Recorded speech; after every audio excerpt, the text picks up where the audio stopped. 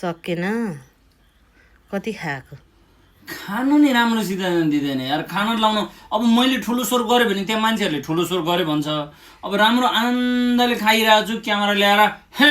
भनेर भनिदिन्छ त्यो मुखमा बुझो हाले जतिकै कमसेकम कपडा लाउनु पर्छ हेर पेटदेखि मासतिर पनि भुत्ला आउनु थालेछ यो कहाँ बसिरह म कहाँ बस्यो यो म कहाँ बसिरह अहिले भुइँमा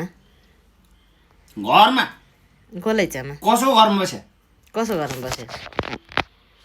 मेरो घरमा बाउको घरमा मेरो घर होइन होइन बाउ घर बाउ घरमा बसिएपछि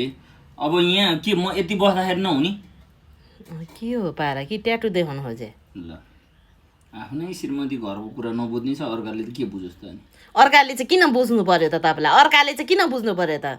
छोरा मान्छे भइसकेपछि अर्काको बुढा भइसकेपछि अर्काको बुढी अर्काको छोरीहरू नहेरी बस्नु सक्दैन माछामा काँडा रहेछ ऊ कुरा फेरेको कुरा मुडेको आज ढिला गऱ्यो दिनभरि 1 घन्टा भनेर 5 घन्टामा आएको तपाईँ तै पनि भात खान दिइरहेको छु माछैभरि काँडै काँडा छ त के हो ल सुन्छ त अब सुन्दैन नि सुन्दैन नि तपाईँले अब माछामा काँडै काँडा छ यार यस्तो काँडा भए माछा खुवाएर तैँले मलाई अड्काउनु खोजेको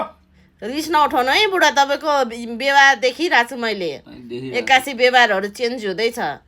भनेपछि कस्तो गडबड हेर्दा यहाँ छिमेकीसँग लप परेछ मेरो यहाँ लत पर्ने खालको छिमेकी को छ र भाइ चोइस देख्दा नि दिक्कै लाएर आउने छ हौ पाला मलाई पाँच दिनु छोरा हो तपाईँ छोराकै डाइलग बोल्नु